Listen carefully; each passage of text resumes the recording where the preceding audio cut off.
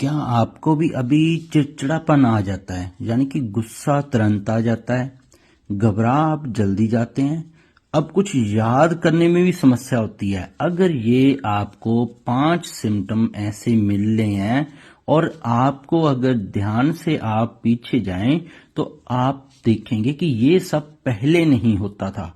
तो एक बात जान लें, आपके ब्रेन का ये हिस्सा है हिप्पोकैम्पस। ये हिप्पोकैम्पस क्या हो गया है? श्रिंक जाने की सिकुड़ गया है। अब जैसे ही ये सिकुड़ेगा तो इससे होगा क्या? आप भूलने लग जाएंगे, फॉरगेटफुलनेस हो जाएगी, ओवर थिंकिंग, बिना वजह काम कुछ नहीं करेंगे, उसके बारे में सोचते रहेंगे, जो बात दिमाग में घुस गई वो बाहर नहीं निकलेगी। इमोशनल स्विंग्स, कभी आप खुश हो जाएंगे, कभी आपका मूड उदास होगा, कभी आपका मूड खुशी वाला होगा। और इरिटेशन, हमेशा एक तरीके से दिमाग में एक चिड़चिड़ापन सा चलता रहेगा, चाहे अच्छी बात हो चाहे बुरी बात हो। तो ये सारे सिम्टम क्या है? हिप्पोकैम्पस जो आपका ब्रेन का पार्ट है, ये वाला, ये श्रिंक होने के ये सारे सिम्टम है। अब हो क्या जाता है? कारण क्या है इसका? कारण है क्रॉनिक स्ट्रेस। आप लंबे समय से स्ट्रेस में चलते आ रहे हैं। जब क्रॉनिक स्ट्रेस चलता है उससे क्या होता है? कॉर्टिसोल डिस्टर्बेंस होता जाता है। कॉर्टिसोल अगर डिस्टर्बेंस होगा फिर से आपका हिप्पोकैम्पस श्रिंक हो जाएगा और ये सिम्टम आ जाएंगे। अब ये ऐसा बहुत सारे लोगों को लगता है कि जरूरी नहीं है कि जिंदगी में कोई आपके स्ट्रेसफुल इवेंट नहीं चल रहा है तो ये डिस्टर्बेंस नहीं हो सकता। बहुत सारे लोग मेरे पास यही आते हैं कि उनकी जिंदगी में तो ऐसा कुछ नहीं हुआ, ना कोई स्ट्रेसफुल इवेंट रहा है, यानी कि क्रॉनिक स्ट्रेस नहीं रहा है, फिर भी उनका हिप्पोकैम्पस श्रिंक या ऐसे सिम्टम क्यों मिल रहे हैं? जैसे बच्चों में तो ये चीज होती नहीं है कि क्रॉनिक स्ट्रेस वाला, उनको भी ऐसे सिम्टम मिलने हैं। कारण क्या है? मेन कारण है क्रॉनिक स्ट्रेस। क्रॉनिक स्ट्रेस बच्चों के अंदर या बड़ों के अंदर आजकल आ कैसे रहा है?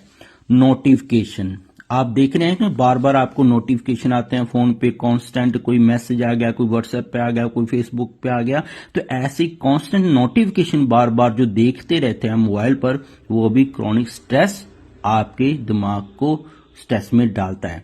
हड़बड़ी में काम करना, जल्दबाजी में, अगर आप ऐसे लंबे समय से करते आ रहे हो तो ये भी क्रॉनिक स्ट्रेस जनरेट करता है।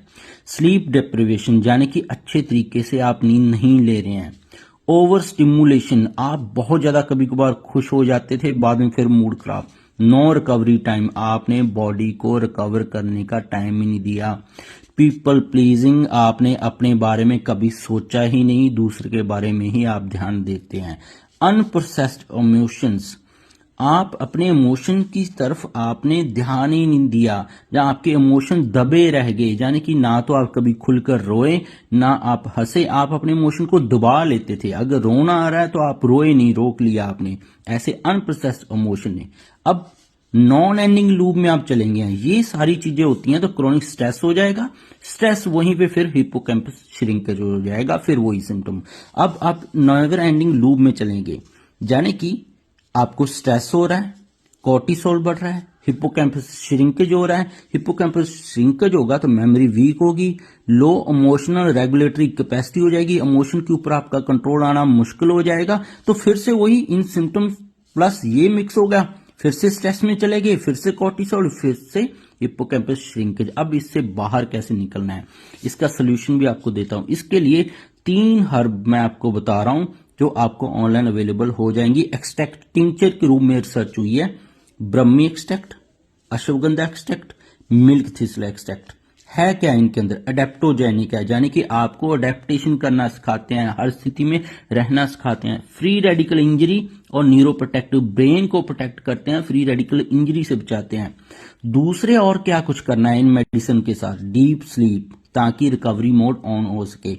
एक्सरसाइज और मूवमेंट, हिलना जरूरी है, एक जगह बैठकर कभी भी नहीं रहना है, थोड़ा बहुत चलना फिरना, घूमना फिरना। अगर आपकी 9 से 5 जॉब है, बीच बीच में उठकर चलना फिरना शुरू करें। एक्सरसाइज जरूरी है, साथ के साथ डीप स्लीप जरूरी है। जब ये मेडिसिन आप 3 लेना शुरू करते हैं, साथ में अच्छी नींद और एक्सरसाइज मूवमेंट शुरू करते हैं, इससे होता क्या है? ये मेडिसिन रिसर्च में शो करती हैं कि BDNF को ये बढ़िया तरीके से रेगुलाइज करती हैं। होता क्या है इससे? ब्रेन सेल्स के बीच में कनेक्शन स्ट्रॉन्ग करती हैं ये तीनों मेडिसिन, जिससे क्या होगा? मेमोरी बढ़ेगी, हिप्पोकैम्पस श्रिंकेज रिकवर होता है, लर्निंग बढ़िया होती है, फोकस को सपोर्ट करता है और ऑक्सीडेटिव स्ट्रेस को कम करके BDNF एक्टिविटी को सपोर्ट करती हैं ये तीनों हर्ब्स। अब इसके साथ और क्या कुछ करेगा, ये नहीं कि मेडिसिन से तो 70% काम हो जाएगा, 30% और भी कुछ करना है आपने। ब्रेथ वर्क करना है, यानी कि अनुलोम विलोम, यानी कि कपाल भाती, ये ऐसे योगासन है जो हिप्पोकैम्पस और ब्रेन के लिए बहुत अच्छे हैं। एकांत में नो वर्क, यानी कि दिन में 1 से 2 घंटे आपने बैठना है, ना कोई मोबाइल, ना कोई काम, ना कोई गेम, बस आपने बैठना है अकेले, ना कोई टीवी, ना कोई मोबाइल, ना कोई गेम, ना कोई रेडियो, ना कोई कॉपी, ना किताब, ना लिखना, ना पढ़ना, कुछ नहीं करना है, खाली साइलेंस रहना है 1 घंटा आपने। ये कुछ चीजें करनी है और मेडिसिन आपने 3 महीने लेनी है, तो आप देखेंगे आप अपने ब्रेन को रिकवर कर पाएंगे। और ये सारी बीमारियां अगर क्रॉनिक चलती हैं तो आपके लिवर को फैटी, आपके हार्ट के अंदर ब्लॉकेज, आपकी हड्डियों को कमजोर, ऐसे बहुत सारी बीमारियां पैदा कर देते हैं। तो कमेंट में लिंक लिख दें तो मैं आपको इन सभी मेडिसिन की डिटेल अवेलेबल करवा देता हूं। दोस्तों इस वीडियो को शेयर कर दीजिएगा और सेव कर दीजिएगा, क्योंकि इन फ्यूचर ये वीडियो आपके बहुत ज्यादा काम आने वाली है।